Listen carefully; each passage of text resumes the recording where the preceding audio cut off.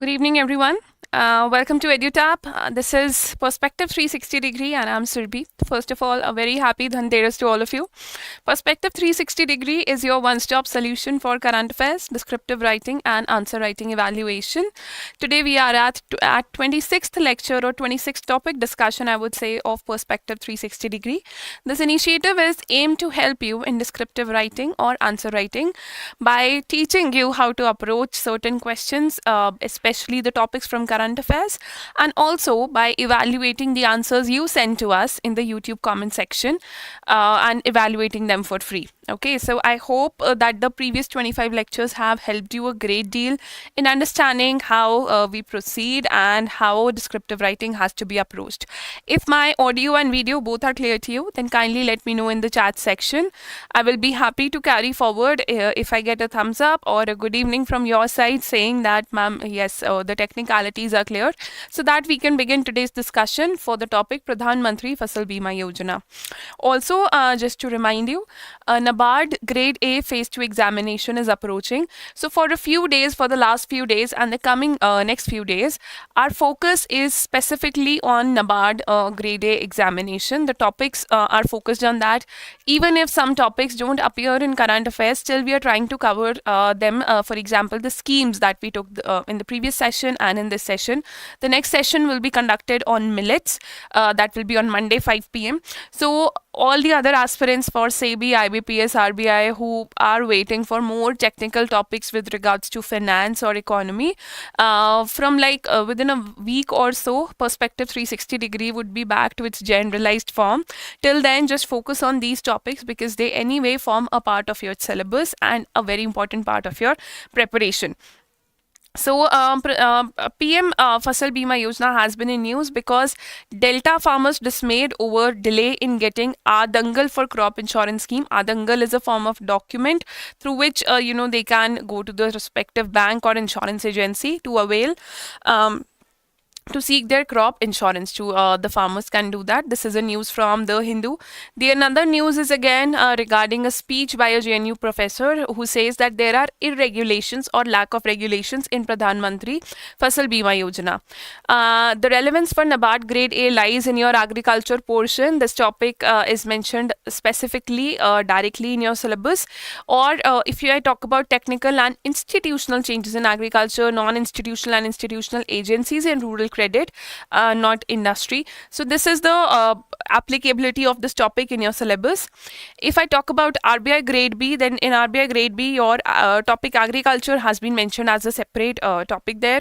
So definitely prepare it for RBI Grade B as well. And for SEBI Grade A, not a very technical topic with respect to this exam preparation, but for English writing skills, this topic will hold relevance.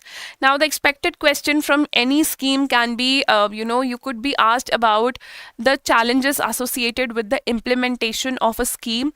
Secondly, you could be asked about its salient features. The topic could begin for example, in the case of Pradhan Mantri Fasal Bima Yojana, it covers crop insurance. It provides crop insurance to farmers. So it could begin what is the need of crop insurance in the country?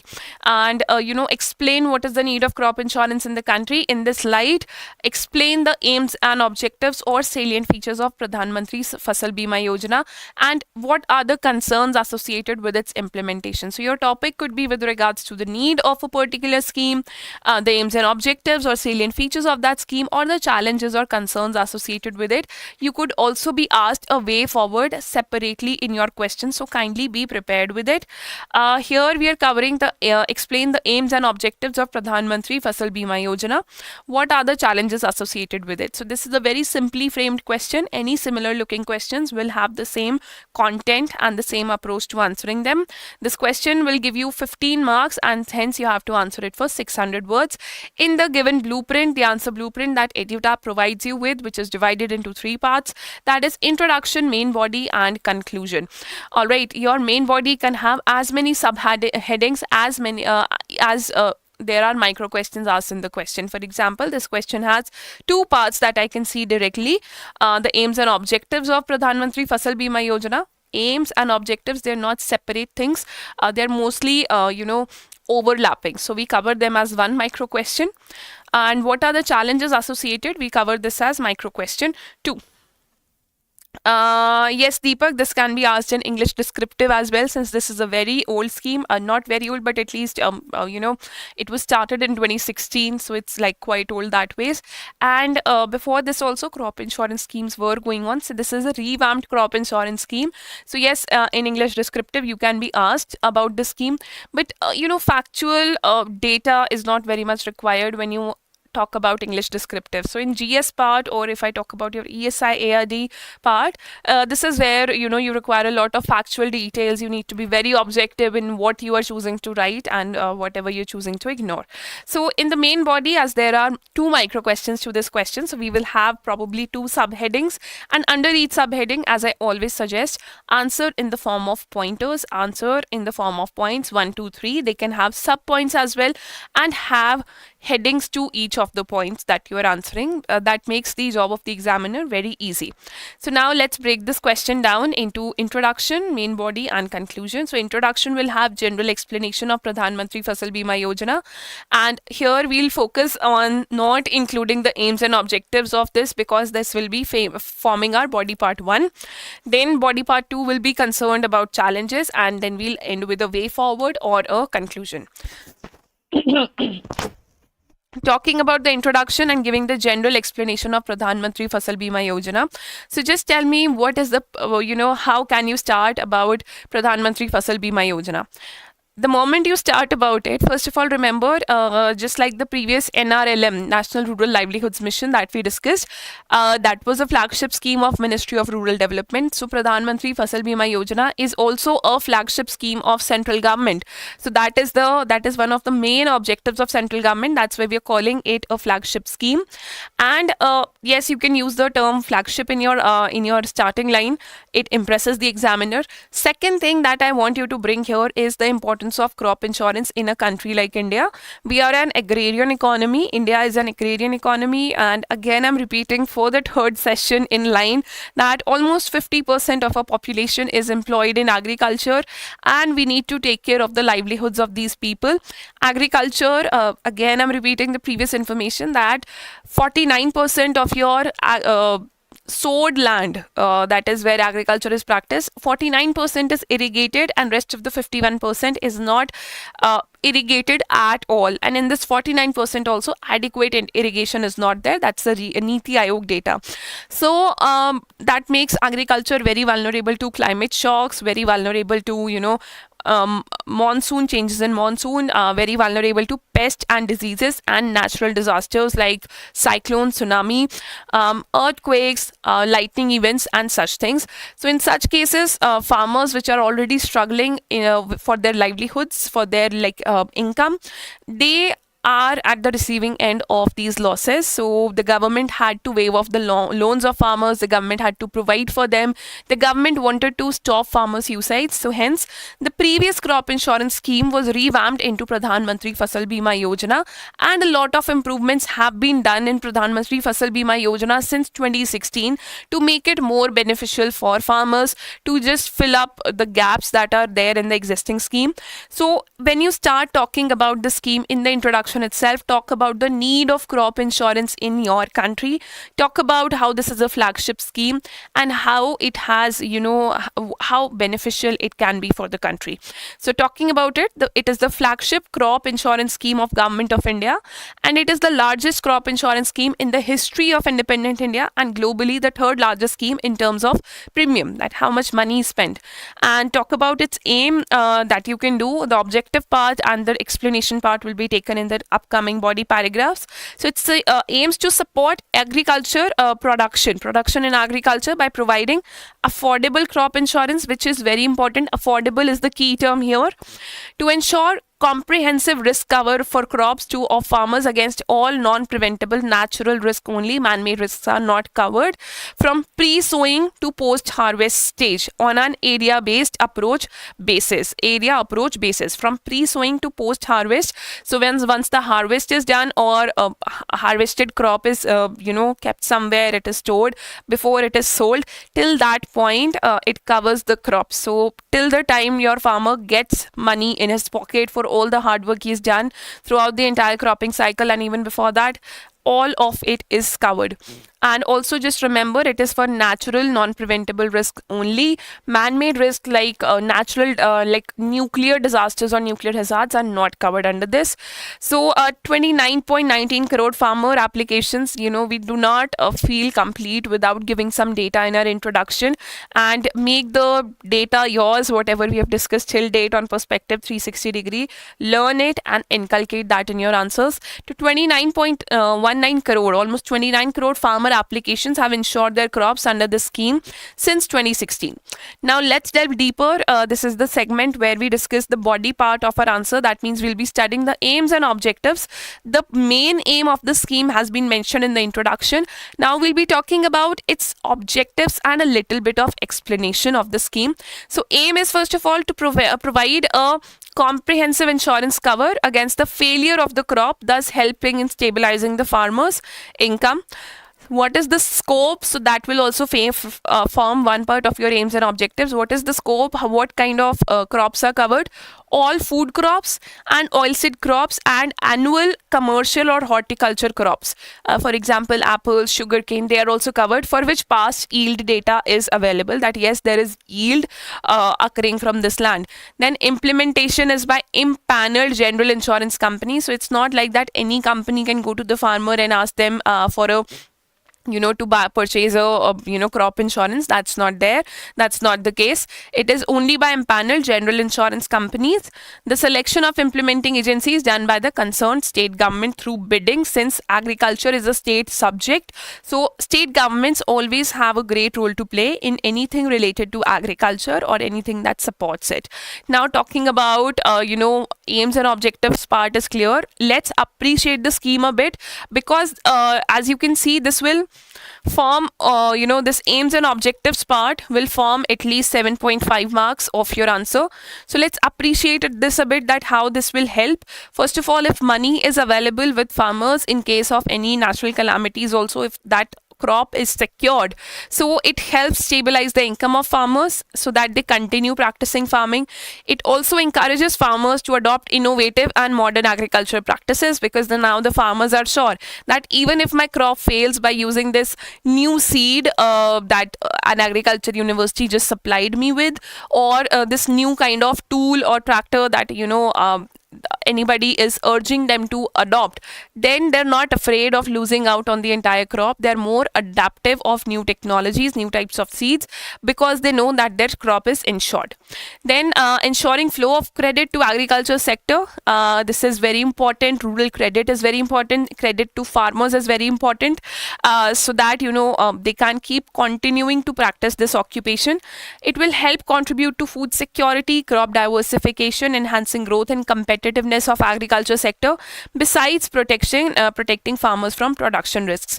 Now these are some of the benefits you can say. Now I would urge you that these two lines can be written after writing aims and objectives itself, and the last line can be used in your conclusion. Okay, so in the conclusion also, we kind of appreciate the topic that we have discussed about, we summarize it. So in the conclusion, again, you can use one of these points, preferably the last point, so you can save it for later and it will enhance your answer. Then moving to body part 2, that is the challenges, discussing the challenges of Pradhan Mantri Fasal Bima Yojana. Most of these challenges are with respect to implementation. If you remember the snapshot that I showed you of that JNU professor, again, I have some issues with regards to animation here. So, yes, just give me a while. Yes, so, it makes, just give me 1 minute. So, yes. Beginning again. So first thing is that JNU professor highlighted that there is lack of regulation, how the insurance companies are operating, which farmers are actually awarded a premium for crop loss. There is no investigation by the state governments, and there is no inclusion of many smallholder farmers also. So we will mention these points one by one, talking about lack of regulation, then financial constraints of states, because the central government also has to contribute in Pradhan Mantri Fasal Bima Yojana. Otherwise, why would general insurance companies want to take away all these losses of farmers in a sector like agriculture, which is prone to high losses due to various reasons. Then there are claim settlement issues with the insurance companies, because mostly farmers are not literate, they do not know about the terms and conditions. Then there are implementation issues and there are identification issues, and these are ranked in the order of importance. However, I feel that identification issues can be written as one of the first points as well. Okay, so talking about lack of regulation.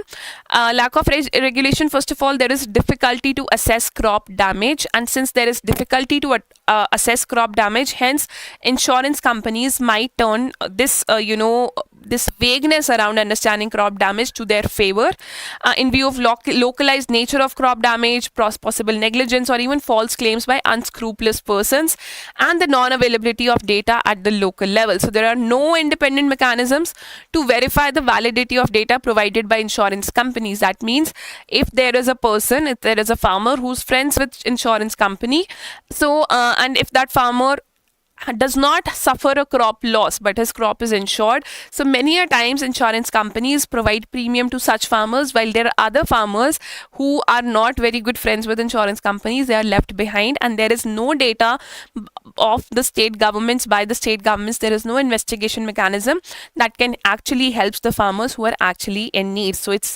in one way we can say that this lack of regulation is not providing intended benefits to the intended farmers, that is the poor farmers. Then there are financial constraints of states, and low claim ratio during normal seasons. They are the major reasons for non-implementation of the scheme by these states. Many of the state governments, they have fiscal deficit. They have like payments which they have to make to the central government, and there are funds in this scheme which come from the central government, which are transferred to state governments by central government. They're transferred twice a year, but sometimes there are delays by central government also, and then there are delays in bureaucracy. So financial constraints of states, because of their present fiscal deficit, they are very high.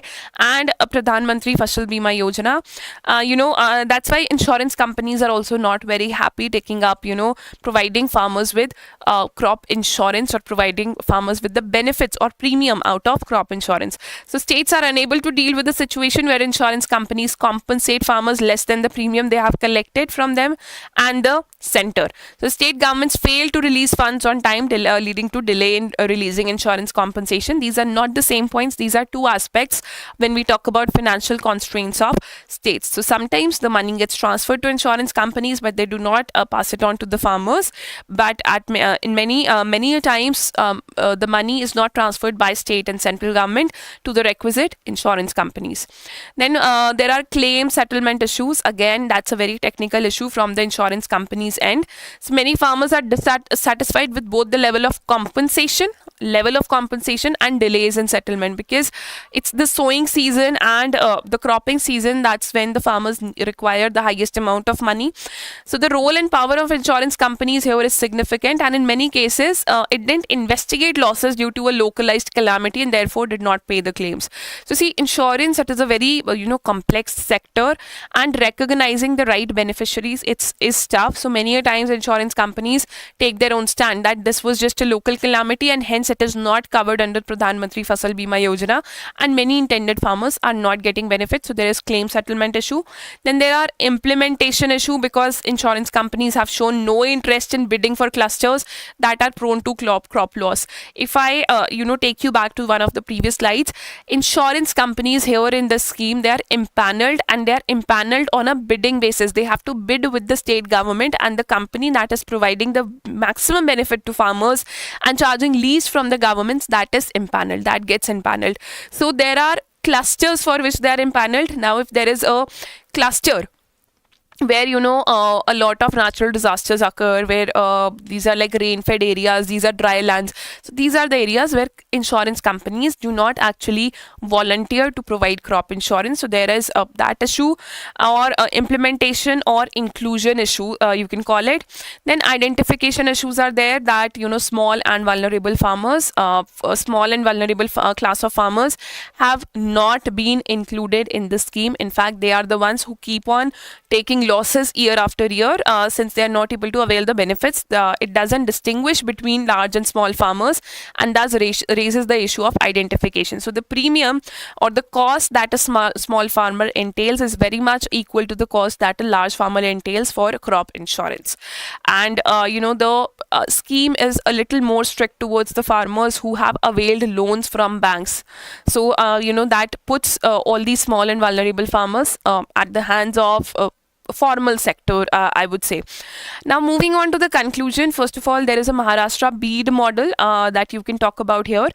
There is a way forward that you have to definitely talk about in this answer. So in the conclusion points, you can again emphasize on the importance of crop insurance in agriculture. Then you can emphasize on the importance of the scheme, that how it motivates farmers to take risk regarding new agriculture inputs. You can also talk about how it brings down farmer suicide. It helps in doubling farmers' incomes. Then dependence of agriculture on rains. We're starting with emphasizing on crop insurance. Dependence of agriculture on rains, natural calamities like cyclones, heat and frost, which have a bearing on agriculture, attacks by pests, and variability of prices. Talk about this. Then insurance companies, they should bid for a cluster for about 3 years. If they are so this is one of the solutions, that they get a better chance to handle both good and bad years. See, insurance companies also need to make profits out of the insurance that they're providing. So let's say you have an insurance company, and this year you bid for a cluster that I will be providing insurance to all the farmers in this area, and let's say a monsoon fails, unfortunately, God forbid, monsoon fails in that area. Then what will happen? The insurance company has losses, farmers are distressed, and then the insurance company does not stay motivated to work in that area. So 3 years time is given as a suggestion for an insurance company to work in a particular area, so that in boom period at least the insurance company can earn without paying the premium to farmers, just earn out of the fee that they charge for giving insurance. So that will be a win-win situation for all. The bid should be closed before the onset of Kharif and Rabi season, so that availability of timely credit is there with farmers. So instead of paying subsidies under this, the state government should invest that money in a new insurance model. Yes, there is a dire need of a new insurance model in our country, especially for the agriculture sector. In this context, insurance companies should bid for that is a repetitive point, so kindly excuse me for that. And adopting the bead model, this is very important here. In Maharashtra bead model, a company assumes liability of only up to 110% of the premium collected or share gains in a good year with the state government. So here, in this bead model type of situation, it can be a win-win situation for the insurance company and the farmers. Now it has been seen that it has been said that insurance companies should invest corporate social responsibility funds towards providing insurance to poorer farmers. So and that has not been implemented in many parts of India. So you can give that also as a way forward. It was seen recently in news that CSR funds of insurance companies, they can be used as a method to provide for insurance for poor farmers or farmers who cannot afford an insurance. All right. So that's your question and answer for the day. I'm displaying the question again. Explain the aims and objectives of Pradhan Mantri Fasal Bima Yojana. What are the challenges associated with it? Answer for 15 marks for 600 words. Kindly post your answers in the next 48 hours. I know it's Diwali season, so it's festival season around, so you might find some delays. We have already seen a little fall in viewership because of the festival season. I understand you are taking your time to revise, to prepare, and to watch these videos for at least this week, so that's okay. But try to post this answer today itself, because this is not a very tough question. Also, we have not included a lot of data or facts in it. This is a very old topic, and just practice it on your own by watching the video. Type your answer, send it today itself, and the maximum limit that you have is 48 hours. That is by Sunday 5 p.m. We will be taking all the answers that appear in the YouTube comment section till Sunday 5 p.m. and they will be taken up for free evaluation. Okay, there is a doubt coming, so let me just address that. Ma'am, can I write about the initiatives taken by government that is recently published in PIB? Yes, Shreyashi, kindly go for it. In fact, when you post good answers, it motivates us to guide you even better. So kindly add your points. If you have any points to make here, you can always post them in the chat section so that everybody can benefit out of those points. All right. Thank you, Deepak. So thank you for joining, guys. Nikhil Rawat, ma'am, the exam we have mentioned that way, way forward heading separately. You don't have to mention the headings like introduction, body paragraph, and way forward separately in the exam. I have repeated this, but it's important to repeat it time and again because new people join in. You don't have to mention any such headings. Just make sure that you're giving adequate spacing in your answer, which makes it easier for the examiner to understand that yes, this is the point where your introduction is ending and various other parts are beginning. Reporting time at 8 a.m. and exam will end at 4 p.m. will be challenging. Yes, Deepak, kindly brace up, focus on your diet, focus on your health, focus on your sleeping patterns. Make sure you're not studying late nights. You're just, focused on waking up early or at least staying alert during this time of the day. All right, so make sure that you're studying or practicing during these hours at the time when your exam will be conducted. Okay. So yes, I think no more doubts coming. Guys, if you have any more doubts, I'm waiting here. Till that time, if you have any feedback for this initiative, you can post your feedback. You can send us your feedback through email at hello@edutap.co.in. It reaches us. If you have any other doubt or if you feel that we can help you out in any other way with your preparation, kindly contact us at 8146207241. And the YouTube comment section is open for doubts and any suggestions you have to make. In fact, for the feedback as well, if this initiative helps you, kindly subscribe to the channel if you haven't done it yet and press the bell icon for notifications so that you never miss out on anything that we are posting, anything important. And yes, so that's all. You're welcome, Nikhil. So that's all for the day. I will see you on Monday, and the session on Monday would be a recorded one. So it would be for millets, since that was a very in-demand question. So on millets we will be discussing on Monday. It will be a recorded session since festival season is on and there is a little vacation that everyone has around the festival season. So that's recorded. Kindly share your doubts on that day through the comment section. But the session will go as planned. Okay. Take care. All the very best. A very happy Dhanteras to you and a very happy upcoming Diwali. May this festival, may this week of festivals bring lot of prosperity and success for you. May all your dreams come true and God bless you.